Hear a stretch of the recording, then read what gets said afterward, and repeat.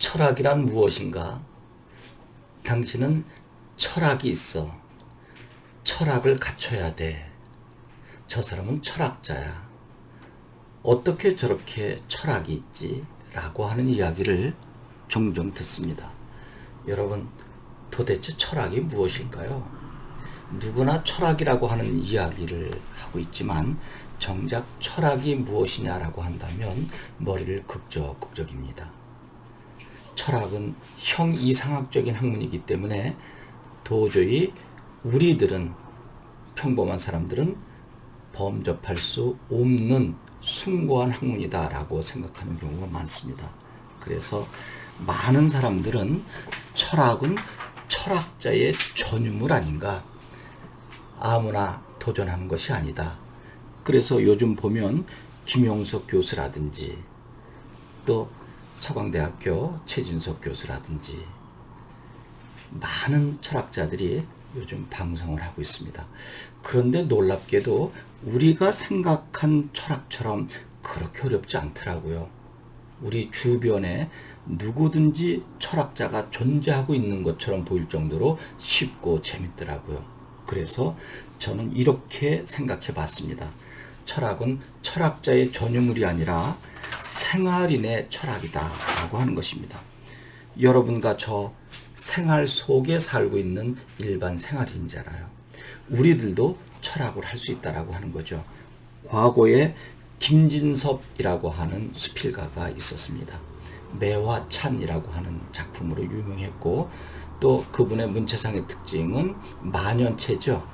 한 페이지의 수필이 두세 문장 정도로 상당히 긴 문장을 가지고 있죠.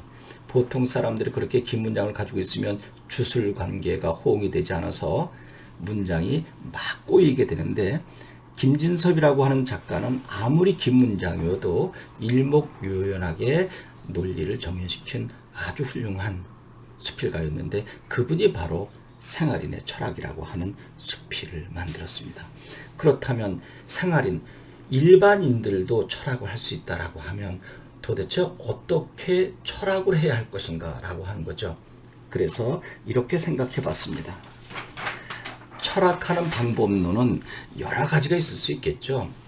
이렇게 해야만 된다라고 하는 한 가지의 방법도 당위성을 갖고 있다라고 하는 것 자체가 모순이니까요. 그래서 저는 만약에 저에게 철학은 무엇이냐, 그리고 철학을 어떻게 하느냐라고 누군가가 질문한다면 이렇게 답변할 것입니다. 철학은 지금 힘들고 고통받고 어려움 속에 빠져 있는 상태를 행복한 세상으로 이끄는 아름다운 학문이다라고 저는 나름대로 정의 내릴 것입니다. 여러분, 철학자를 한번 생각해 볼까요? 드라마나 영화를 보게 되면 머리가 덥수룩하고, 그리고 검은색의 플라스틱 안경을 썼는데 도수도 높고, 그리고 버버리 코트를 입고 두꺼운 책을 놓고 꼭 벤치에 앉아서 담배를 피면서 어딘가를 응시하면서 한숨을 쉬고 있는 모습, 그리고 무엇인가를 응시하고 있는 모습이 나오죠. 대부분 철학자 이미지가 그렇더라고요. 만약에 여러분들이 그렇게 앉아있다면 누군가가 와서 자네 지금 철학자야? 왜 그러고 있어? 라고 합니다. 그러면 철학자는 고뇌하는 사람이 아닌가라는 생각을 해봤습니다. 그러면 생활인의 철학이 가능하다라고 하면 모든 사람들이 그렇게 고뇌를 하고 두꺼운 외투를 입고 또 안경을 쓰고 담배를 피고 해야 되느냐? 물론 그것은 아닙니다. 철학은 대체로 고민한다, 무엇인가를 해결하려고 애쓰는 학문이다라고 생각하면 되겠죠. 그러면 지금 어려운 부분을 해결한다면 모든 것들이 쉽게 해결되면 행복한 세상으로 이끄는 것 아닌가요? 그래서 철학자의 말로 희생자가 아닌가라는 생각을 해봤고요. 그러면 철학은 어려움을 해결해서 행복한 세상으로 이끈다고 하면 어떻게 해야 되느냐라고 하는 방법은 두 가지를 생각해 본 것입니다. 폭넓은 고찰. 어떠한 대상, 여러분들이 해결하고자 하는 대상이 있으면 폭넓게 살펴보자라고 하는 거죠. 여러분 병원에 가면 제일 먼저 가정의학과 가지 않나요?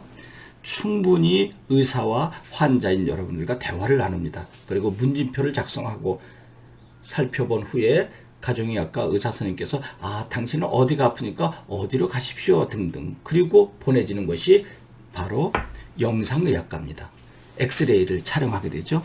그러면 전체적으로 살펴본 다음에 어느 부분이 아프다 그러면 그 부분만 집중적으로 살펴보면 되지 않을까요? 그래서 철학의 기본 원칙은 첫 번째로 폭넓은 고찰이어야 된다. 물론 대상을 섬세하게 살필 때 전체적인 윤곽을 폭넓게 살펴본 후에 그 다음에 심도 있는 사유가 이루어져야 된다라고 하는 것입니다. 여러분 엑스레이 찍게 되면 암이 췌장에서 발견되었다, 아니면 간이다, 위다 그러면 그 부분만 집중적으로 심도 있게 살펴보면 되지 않을까요? 심도 깊은 그러면 안 됩니다. 심자가 깊을 심자이기 때문에 깊다라고 하는 말이 나오게 되면 잉여적 표현, 군더더기 표현이 됩니다. 마치 역전압, 처갓집 하는 것처럼요. 처가 그러면 아내의 집인데 또 집을 집어넣거나, 역전압 그러면 역 앞인데 앞을 또 집어넣는 것과 똑같은 거죠. 그래서 심도 있게라고 쓰면 될 것이고요.